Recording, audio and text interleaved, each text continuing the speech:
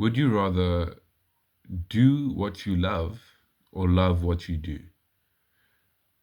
It's a well known misconception that Steve Jobs said, do what you love.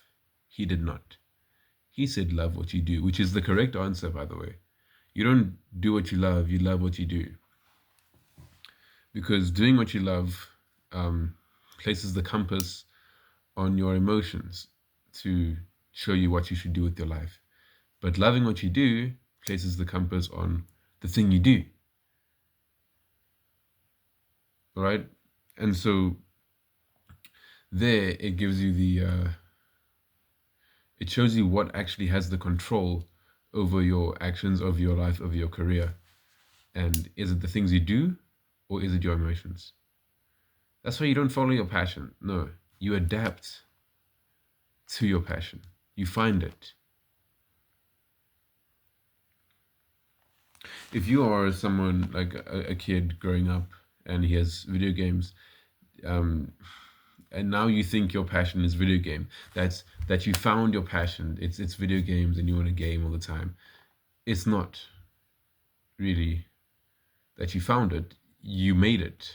You started playing and you adapted to the game. You figured out how to enjoy it. Now you enjoy it, and that's why you're passionate about it. Passion is not something you find, it's something you make. And you've got to keep making it. For instance, let's say you are actually now you enjoy your video game, right? And then you decide to turn it into a job. Passion and career are very hard to find together, unless you are really not working that much. But let's say you make your video game into a job, yeah? And now you're playing games all the time. It's not going to be as fun as it was when you were playing alone by yourself or with your friends for a bit. Because you're going to have to play 12 hours a day for the rest of your life to get good enough to play games for a living. That's not fun. That's tedious. It's like going to the gym and being bored by the workouts because you've done them so much. And so the point is, it's not about doing what you love. It's about loving what you do.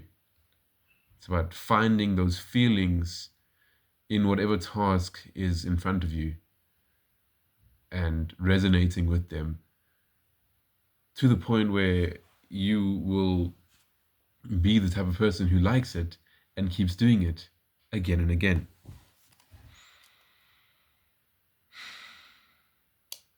Now, obviously, this is easier said than done, also because there's a few cognitive reframings that need to happen before this can be implemented properly into a person's life.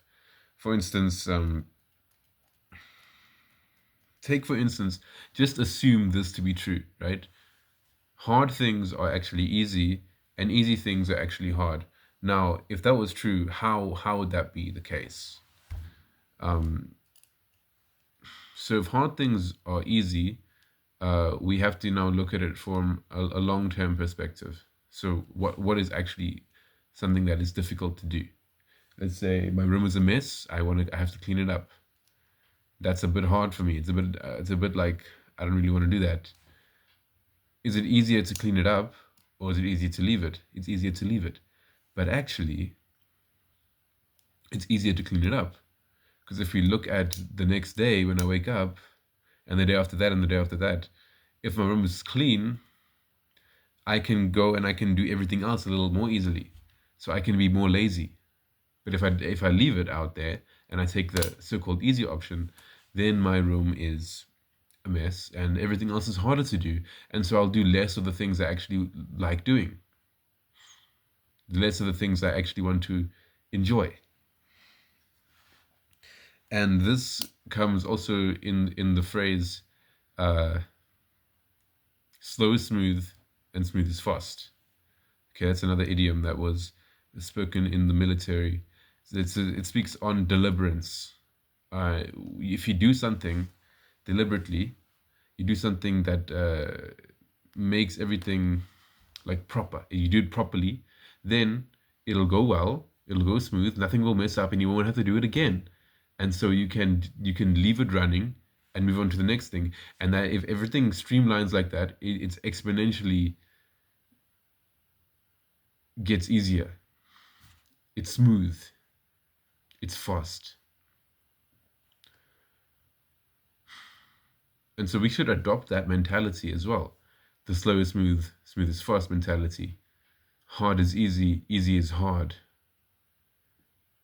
If we can change that mindset, it'll be so much easier to now adapt to the things we're doing so that we can love what we do rather than do what we love.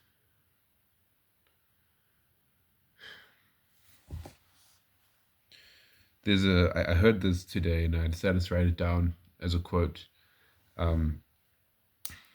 Don't judge the day by what you reap. Judge the day by what you sow. The seeds you sow are what is going to affect your future. All right. So a really good analogy for this is meeting people.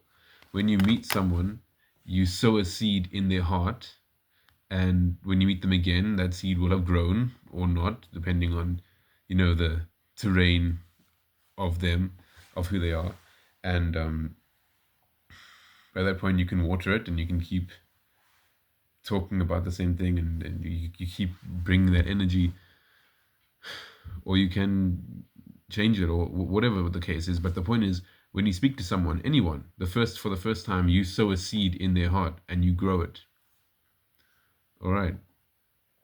And if you leave these seeds long enough and you keep coming back and watering them, you're going to be very popular very naturally.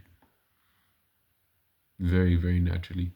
Because you will have done the slow thing, the harder thing, of actually meeting the people, planting the seed, and that made it smooth. That made it smooth for you to actually become the popular dude, to actually have people like you. Okay, you earn the ease of it. You earn the ease of any endeavor that you embark on.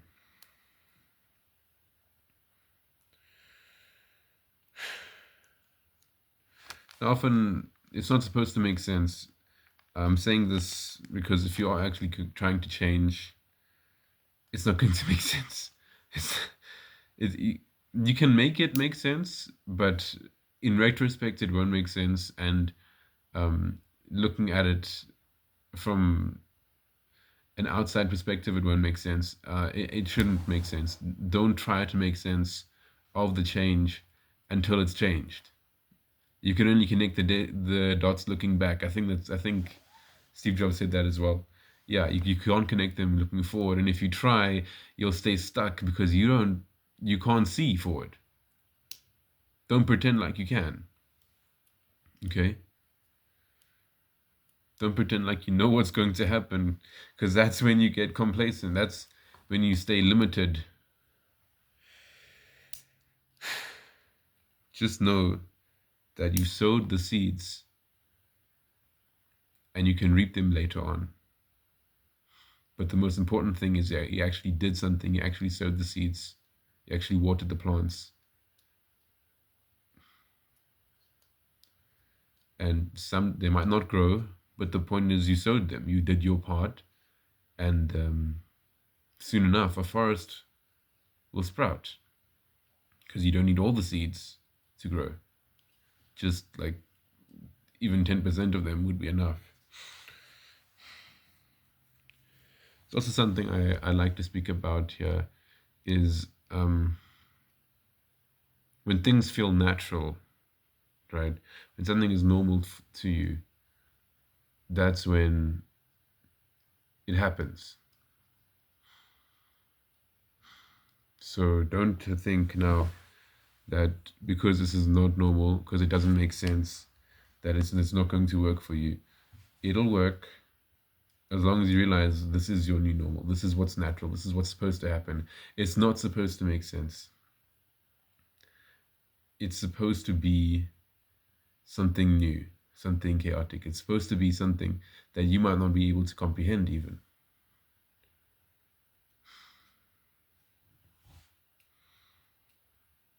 And you can judge that by the things you do, the seeds you sow, the small seeds. It doesn't need to be you aren't planting a full-on tree.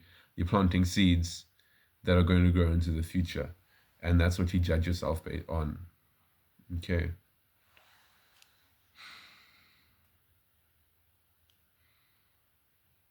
Hard is easy, easy is hard, slow is smooth, smooth is fast, and love what you do. Love what you do. That being said, this is a late night impromptu speech. I hope it was a bit entertaining. See you in the next one.